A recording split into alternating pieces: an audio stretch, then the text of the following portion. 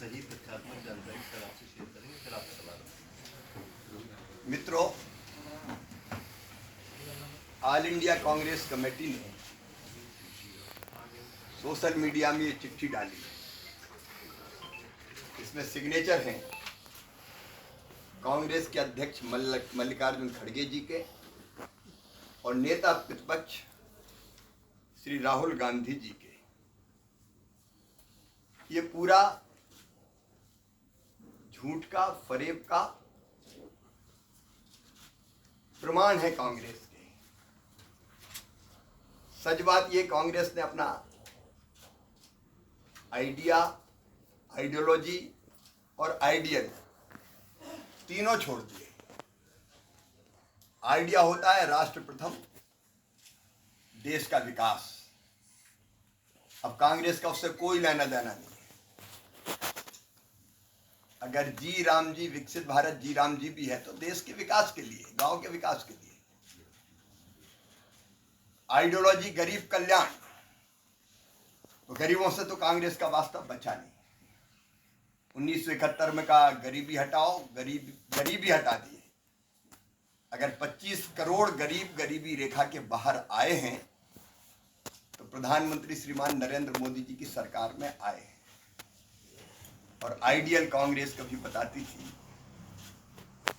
पूज्य महात्मा गांधी जी को, और बापूजी कहते थे सत्य सबसे पहला और अहिंसा। अब सत्य पर कितना यकीन है कांग्रेस को, ये तो मैं प्रमाणित करूंगा। झूठ की दुकान, फरेब की फैक्ट्री, ये लगातार कांग्रेस चला रही है। देश को भ्रमित करने का काम कर रही है। और मैंने तो आज और सोशल मीडिया पे 2 वीडियो देखे, उसमें भी आदमी नहीं दिख रहे, वो भी एआई जनित। मैं कहना चाहता हूं मल्लिकार्जुन खड़गे जी से भी और राहुल गांधी जी से भी कि वो झूठ फैलाकर, झूठ बोलकर, भ्रम फैलाकर, गलत जानकारी देकर कांग्रेस की जड़ें मजबूत नहीं कर रहे, खोखली कर रहे हैं। झूठ से काम नहीं चलेगा। झूठ की दुकान ज्यादा दिन चलती नहीं है। फरेब का पर्दाफाश होता है, सच सामने आता है। करना हो तो कोई ठोस काम करें। उन्होंने जो भ्रमित करने का प्रयास किया है, कहा जा रहा है मनरेगा की आत्मा नष्ट कर दी, हमने अधिकार दिया था। मैं आज आरोप लगा रहा हूं, राहुल गांधी जी, मल्लिकार्जुन खड़गे जी, आपने अधिकार दिया था लेकिन केवल कागजी अधिकार। क्या था बेरोजगारी भत्ते का प्रावधान मनरेगा में? कहते थे अधिकार दिया है, लेकिन दिस एंटाइटलमेंट क्लॉज डालकर ये हुआ तो नहीं, ये हुआ तो नहीं, ये हुआ तो नहीं। मजदूर ने काम मांगा, लेकिन अगर उसने आके कहा नहीं तो नहीं मिलेगा। ये क्लाज क्यों डाला था? आज मुझे कहते हुए संतोष है कि हमने उस क्लाज को हटा दिया है। इस क्लाज के रहते किसी को बेरोजगारी भत्ता मिला क्या? हाँ, एक बात जरूर उन्होंने सच कही। उन्होंने कहा कि मनरेगा से 10 करोड़ संपत्तियां बनी, उनमें से 8.5 करोड़ हमने बनाई। मोदी जी के नेतृत्व में बनी। अगर बनी तो बेहतर उपयोग करने की कोशिश हुई। मोदी जी तब थे जब कोविड में, मोदी जी जब प्रधानमंत्री तब भी थे, अब भी हैं। कोविड में 1,11,000 करोड़ रुपए से ज्यादा की राशि खर्च की गई। मनरेगा को बेहतर उपयोग करने के प्रयास हुए, लेकिन इसमें जो कमियां थी और बेहतर उपयोग करने का प्रयास हुए, इसके प्रमाण ही है कि हमने लगभग 9 लाख करोड़ रुपया खर्च किए।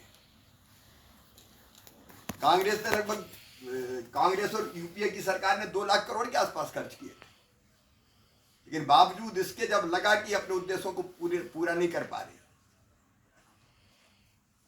तब विकसित भारत के लिए विकसित गांव बने, इसलिए ये जी राम जी विकसित भारत जी राम जी योजना आई। अब ये जो कह रहे हैं 4 झूठे आरोप, आज मैं उनको मीडिया के माध्यम से उनके इस झूठ का पर्दाफाश करना चाहता हूं। वो कह रहे हैं कि आपके काम का अधिकार छीना जा रहा है। कहां काम का अधिकार छीना जा रहा है? 100 दिन के बजाय 125 दिन के काम की गारंटी अगर दी है तो विकसित भारत जी राम जी योजना के अंतर्गत दी गई है। सरेआम झूठ बोल रहे हैं। और केवल काम का अधिकार नहीं दिया है, 15 दिन के अंदर बेरोजगारी भत्ता देना पड़ेगा। उसका कागजी नहीं, पुख्ता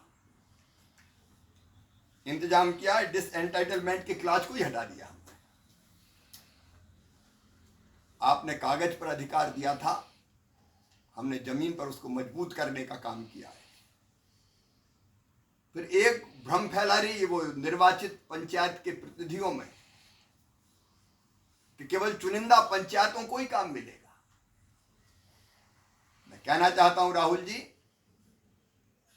ये कानून पूरे देश में एक साथ लागू होगा और कोई भी ग्राम पंचायत इसके दायरे के बाहर नहीं रहेगी।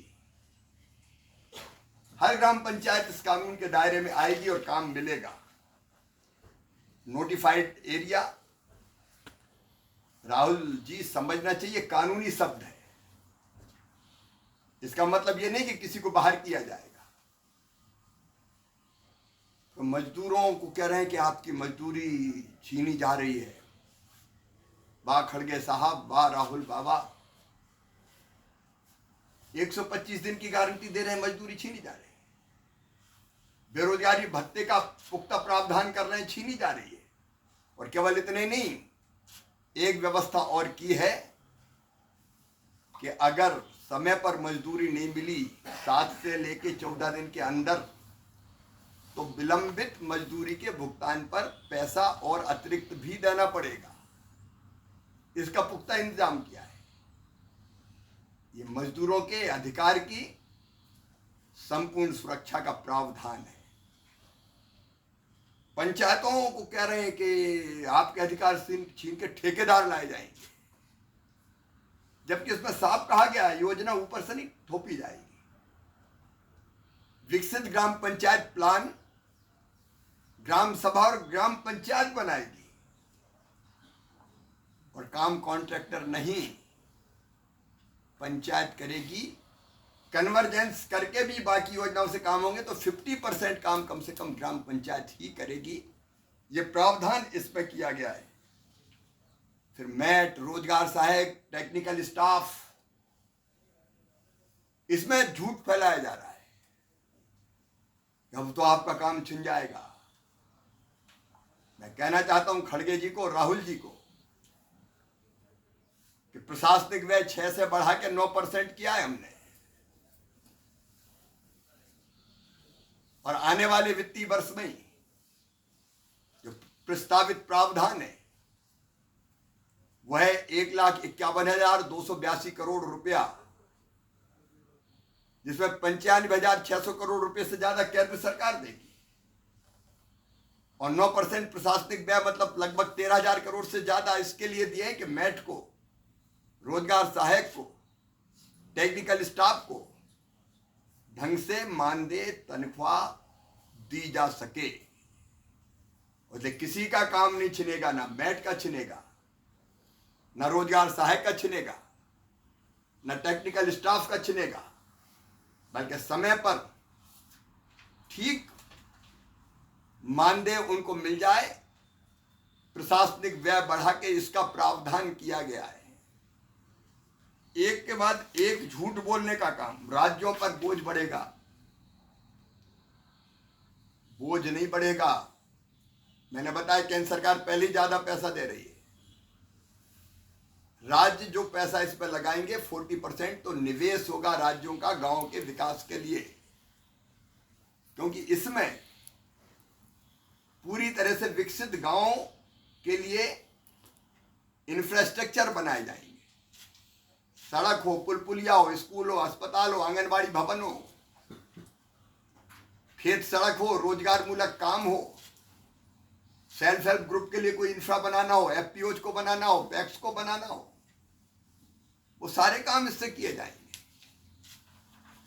प्राकृतिक आपदा से बचने के लिए या जल संरक्षण के लिए संरचनाएं बनानी हो, वो भी बनाई जा सकेगी।